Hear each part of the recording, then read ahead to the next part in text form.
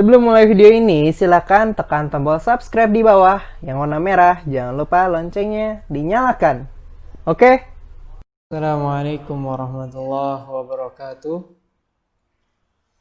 Berjumpa lagi bersama saya di Edukasi dan Motivasi Channel.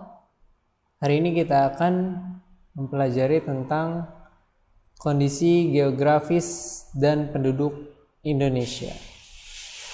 Ya. Indonesia adalah negara yang sangat kaya akan budaya,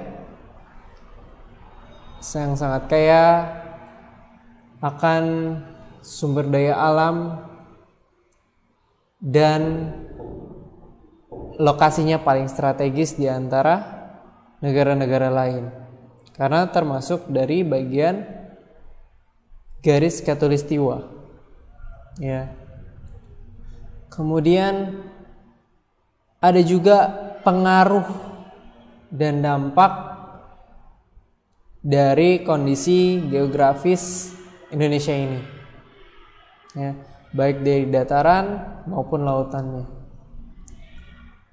dan berbagai macam mengenai kondisi geografis. Kita akan bahas pada kali ini.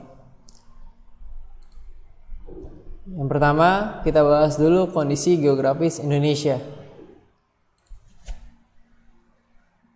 Untuk mengetahui kondisi geografis Indonesia, kita harus tahu dulu, ya, bahwa di bumi yang bulat ini ada kutub utara, kutub selatan, ya. Ini berdasarkan hasil dari kesepakatan para peneliti bahwa kita punya dua kutub utara dan kutub selatan sebagai acuan dari seluruh dunia. Ya, terus kemudian ada garis lintang utara. Ya, nih. Garis lintang utara. Terus kemudian ada garis bujur timur. Nih ya. Dia bentuknya melingkar kalau bujur timur, kalau utara berarti melintang ke utara, ya, ke atas. Kalau bujur timur berarti ke samping tapi dimulai dari yang timur. Terus kemudian ada garis bujur barat. Kalau ini yang bagian baratnya. Lalu kemudian ada garis khatulistiwa. Garis khatulistiwa itu tepat berada di tengah-tengah. Ya, dan Indonesia termasuk dalam garis khatulistiwa. Nanti kita lihat. Terus kemudian garis lintang selatan. Ya, di bagian selatannya di dekat paling bawah, dan kutub utara dan kutub selatan. Selanjutnya, nah ini kita bahas tentang letak astronomis dari Indonesia. Indonesia terletak pada berapa sih gitu kan astronomisnya? Indonesia terletak pada 6 derajat lintang utara sampai 11 derajat lintang selatan. Nih, 6 derajat lintang utara nih batasnya ada Indonesia, dan 11 lintang selatan di sini nih. Ini 11. Lalu kemudian ada 95 bujur timur nih. Dari 95 bujur timur sini sampai 141 bujur timur. Itu batas dan letak astronomis Indonesia.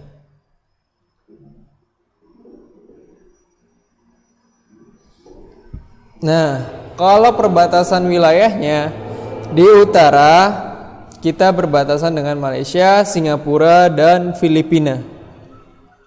Kalau di selatannya dengan Australia. Kalau bagian baratnya berbatasan dengan Samudra Hindia. Sedangkan kalau timur berbatasan pada Papua Nugini nih, di sini nih. Jadi setelah melewati letak astronomis ini, berarti dia sudah perbatasannya. Seperti itu. Nah, pembagian zona waktu di Indonesia ada 3, ya. WIB, WITA, dan WIT. Ini di sini WIT ya. Nah, Untuk WIB, waktu Indonesia bagian Barat, terdiri dari Pulau Sumatera, Jawa, Provinsi Kalimantan Barat, dan Kalimantan Tengah. Itu terletak pada 105 bujur timur. Terus kemudian kalau yang tengah gimana? Kalau yang tengah terdiri dari Pulau Provinsi Kalimantan Timur, Kalimantan Selatan, Kalimantan Utara, Bali, Nusa Tenggara Barat, Nusa Tenggara Timur, dan seluruh pulau Sulawesi pada 120 bujur timur. Kalau yang width-nya, waktu Indonesia Timurnya, Pulau Maluku, Maluku Utara, dan semua provinsi di Pulau Papua. Ya. Apa sih yang jadi penyebab pembagian zona waktu ini? Karena ada perbedaan antara waktu antara WIB, WITA ataupun WIT. Ya, kita coba lihat contohnya. Misalkan di waktu Indonesia bagian Barat itu jam 9, ya. Sedangkan di waktu Indonesia bagian Tengah adalah jam 10. Untuk waktu Indonesia bagian timurnya, ya, tadi kan kalau waktu Indonesia bagian Baratnya jam 9, terus kemudian ternyata ada perbedaan waktu di waktu Indonesia bagian Tengahnya, jadi dia jam 10 tambah 1 jam ya. Kalau di waktu Indonesia bagian Timur juga tambah 1 jam, dia jam 11. Seperti itu. Contoh, misalkan kita dari Jakarta menuju Bali, kira-kira estimasinya 4 jam dengan pesawat. Kita berangkat dari jam 6. Harusnya kalau waktu Indonesia bagian Barat, ya, kalau dari jam 6 dia perjalanan 4 jam, berarti nyampe di Bali jam 10.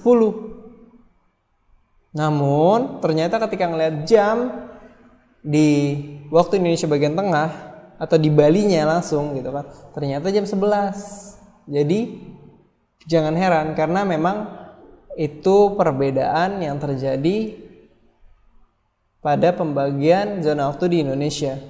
Itu juga berlaku untuk seluruh dunia. Ada yang lebih sejam, kurang sejam, bahkan ada yang lebih sampai 7 jam.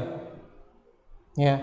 Dan patokan utamanya adalah Greenwich, yang dia benar-benar di pembagian waktunya tepat di tengah-tengah, di garis khatulistiwa persis gitu kan. Itu sebagai patokan, makanya ada yang lebih 1 jam gitu kan, lebih 2 jam. Nah, kalau ini kita akan bahas yang bagian Indonesianya saja. Kalau Indonesia ada 3 tadi, ya, WIB, WITA, dan WIT. Perbedaannya seperti itu. Lanjut, kita masuk ke letak geologis. Apa sih letak geologis? Letak geologis adalah letak suatu daerah berdasarkan struktur dan komposisi batuan atau bentuk muka atau bagian dalam bumi yang ada di daerah itu. Kita bahasnya Indonesia aja. Jadi struktur atau komposisi batuannya yang ada di dalam bumi ya, yang terletak di Indonesia. Letak geologisnya Indonesia berada di antara Sirkumpasifik nih ya, Sirkumpasifik atau di bagian ada di Indonesia bagian tengah, terus kemudian Sirkum Australia, daerah sini nih. Ya, Sirkum Australia itu ada di Indonesia bagian timur. Terus kemudian dan lingkar Alpen Banda di Indonesia bagian barat. Seperti itu. Nah, sedangkan kalau letak kultur historis ya berdasarkan keadaan sosial dan budaya daerah yang bersangkutan terhadap daerah lain. Nah, jadi kita punya berbagai macam budaya, ya kan? Tentunya itu saling berkaitan satu sama lain. Ada yang hampir-hampir mirip, bahkan ada yang sama gitu kan. Nah, kalau letak kultur historis ini yang dimaksud adalah ketika contoh di Indonesia ada suku Melayu dan ternyata di Malaysia pun ada suku Melayu karena kita dulunya pernah saling berhubungan. berkaitan dalam hal budaya, ya. Atau bahkan ada juga yang ketika orang Indonesia pindah ke suatu daerah dan dia memperkenalkan daerah itu, daerah kita sendiri gitu kan, daerah Indonesia di wilayah tersebut, maka itu termasuk bagian dari contoh letak kultur historis. Contohnya tadi selain Malaysia, misalkan ada ketika dulu kan zaman Belanda, ya, penjajahan Belanda, kita dijajah oleh Belanda. Misalkan ada orang Belanda yang dia mempelajari betul tentang budaya Indonesia, terus kemudian dibawa ke daerahnya sehingga dia bisa misalkan bisa bahasa Jawa gitu. Nah, itu kultur historis, ya. Dan berbagai macam contoh wilayah yang dia itu punya kesamaan budaya dengan Indonesia. Lanjut. Letak geomorfologis, ya, adalah letak berdasarkan morfologi suatu tempat di muka bumi, bentuk keadaan di muka bumi, ya. Kita langsung masuk ke pengaruhnya. Apa sih pengaruhnya untuk Indonesia? Nah, contohnya yang pertama, adanya suhu yang berbeda-beda sangat berpengaruh terhadap jenis tanaman. Karena adanya perbedaan letak geomorfologis, sehingga terjadi suhu yang berbeda-beda antara setiap daerah. Misalkan seperti di Jakarta dengan Bogor. Kalau di Bogor kita bisa menanam teh dan banyak tanaman yang subur di sana, sedangkan kalau di Jakarta karena bentuk struktur tanahnya berbeda gitu kan, kurang efektif untuk menanam teh ataupun menanam yang lainnya, ya, dibanding dengan di Bogor yang dia itu tanahnya bagus. Terus kemudian suhunya juga berbeda-beda. Ketika di Jakarta dia panas gitu kan, sedangkan kalau di Bogor mungkin dia dingin, bahkan terlalu dingin sampai-sampai ada embun di sana karena di daerah puncak, ya. Terus kemudian yang kedua, menentukan ada tidaknya mineral-mineral yang dikandung oleh batuan tersebut.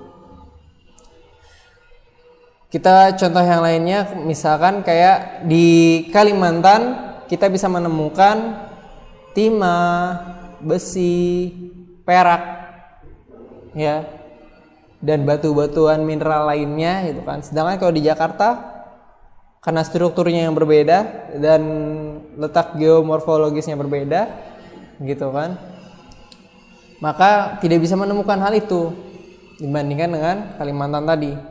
Terus kemudian yang ketiga, menentukan kepadatan penduduk. Misalkan tempat yang morfologi datarannya berbukit atau terjal, kepadatan penduduknya kecil. Jadi kalau misalkan dia bentuk datarannya tidak stabil atau terjal gitu kan, nggak bisa dilakukan aktivitas, ya, kependudukan, maka kepadatan penduduknya pun sedikit kecil. Makanya contoh seperti di pedalaman Papua sana misalkan, atau di daerah lainnya gitu kan, yang dia itu masih banyak bukit-bukit ataupun tempatnya bebatuan, ya, mungkin penduduknya kalah dengan Indonesia, dengan Jakarta, ya. Kita bahas Jakarta. Kalau Jakarta kan karena udah rata gitu kan, udah pas cocok untuk melakukan aktivitas kependudukan, maka lebih padat dibandingkan dengan yang daerah pedalaman tadi. Terus kemudian yang keempat, pengaruhnya adalah perlu memperhitungkan morfologi daerah sebelum membangun bangunan, jembatan-jembatan, gedung-gedung, dan jalan raya. Makanya dahulu kita pasti berpikir keras bagaimana letak yang tepat gitu kan di Indonesia ini untuk dijadikan sebagai ibu kota, ya, sehingga ketika dirumuskan ternyata terpilihlah Jakarta sebagai ibu kota, karena perhitungan morfologi ini sangat berpengaruh kepada aktivitas kependudukan kan tadi seperti yang sudah dibilang, kayak misalkan bangunan-bangunannya gitu kan. Kalau misalkan dia datarannya bagus kan dia bisa mau bangunan yang bentuknya balok, kubus, limas ya. Asalkan bentuk tanamannya mendukung, bentuk tanahnya mendukung gitu kan. Itu pasti akan bagus. Makanya Jakarta terpilih sebagai ibu kota. Dan ada juga pembicaraan juga bahwa nanti Kalimantan yang akan dijadikan ibu kota, dipindahkan dari Jakarta karena sudah terlalu padat juga di Jakarta ini. Sehingga ada pembahasan bahwa Kalimantan akan dijadikan sebagai ibu kota. Begitu juga jembatan-jembatan, gedung dan jalan raya. Ya. Makanya jangan heran ketika ada di daerah sana wilayah-wilayah yang lumayan jauh dari Jawa gitu kan. Itu akses jalannya berbeda dengan Jakarta. Kalau di Jakarta kan selatan gitu kan, kita punya 3 atau 5 akses jalan, sedangkan kalau misalkan di wilayah terdalam dia hanya 1. Jadi hanya lewat daerah itu atau lewat jalan itu aja dia baru bisa sampai ke wilayah tersebut. Kalau tidak lewat jalan itu tidak bisa. Seperti itu letak geomorfologis Indonesia. Nah, luas dan bentuk dari Indonesia. Luas keseluruhan wilayah Indonesia ya berdasarkan referensi buku IPS adalah 5.193.252 km persegi. Luas pulaunya 1.904.569 km persegi. Ini perkiraan ya, kurang lebih seperti itu. Terus seluruh dataran wilayahnya hampir 2 juta km persegi. Salah satu sumber menyebutkan bahwa 1.926.170 km persegi. Sedangkan untuk lautnya ada 3.288.683 km persegi. Sedangkan dengan perbandingan ya 2:3. Artinya bahwa lautan lebih luas daripada daratan.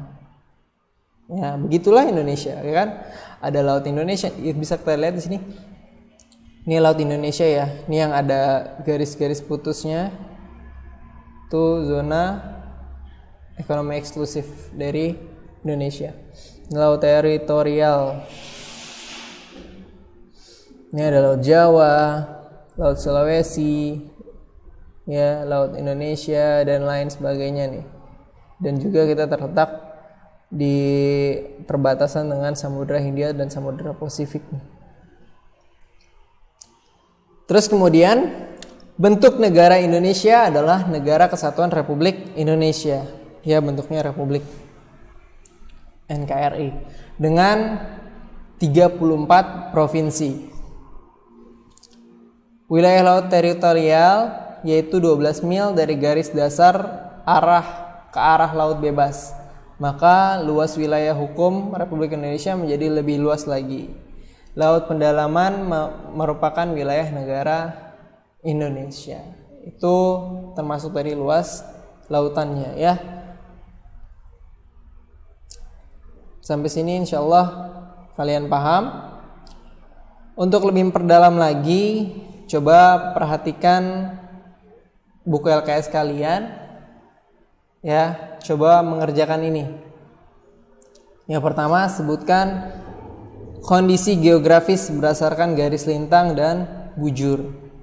Terus kemudian sebutkan jenis flora dan fauna yang ada di Indonesia berdasarkan wilayahnya minimal 4. Ya, floranya 4, minimal faunanya juga 4. Ya, ada banyak sekali jenis-jenis flora dan fauna yang ada di Indonesia.